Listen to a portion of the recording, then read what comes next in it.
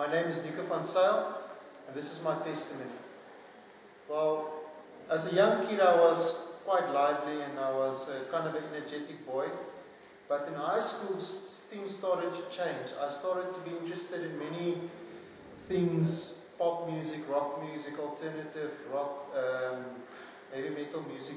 Had a very big part, very big influence in my life.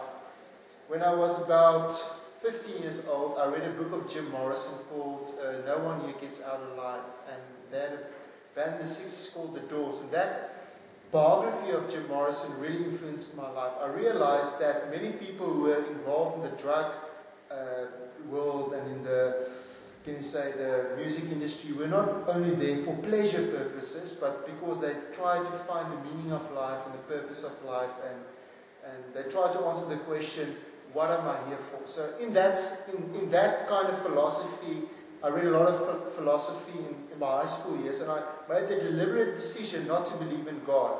I realized I used to have many journals where I wrote things down about what I believed the truth were. And basically, I made the conscious decision not to believe in the concept of sin.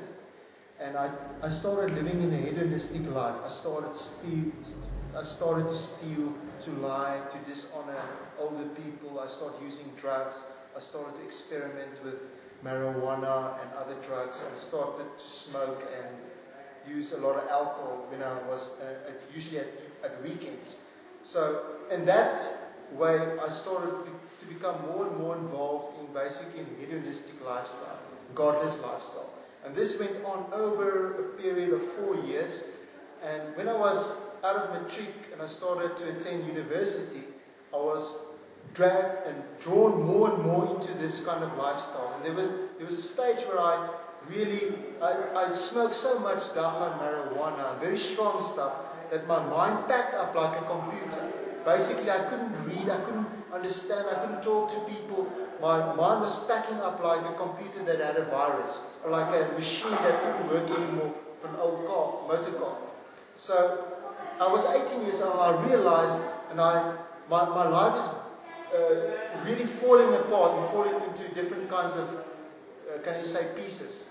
And I realized that I also sensed that there was a strange darkness around me, and I couldn't really understand it because I didn't believe in the supernatural, didn't believe in Satan and demons and angels and all these things. But I realized there was another power in my life. I couldn't say to anybody, this is this or this is that, or what.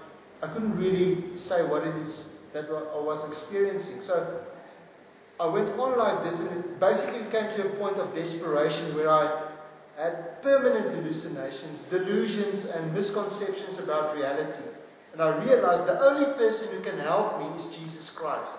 I realized that I messed up my life, I destroyed my life through my own decisions.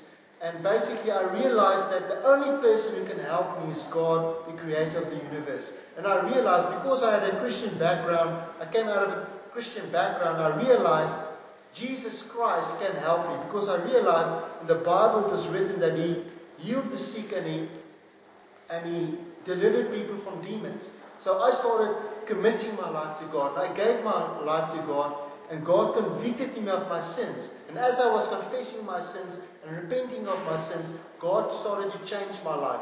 I committed my life to God, and I told Him, the future of my life is yours. And I said to God, whatever you want me to do, I'll do for the rest of my life. And over a period of 3 months, God healed me, He cleaned me up, He changed my life, He forgave my sins, and I was a new person. And I couldn't keep silent about the wonderful things that God has done for me.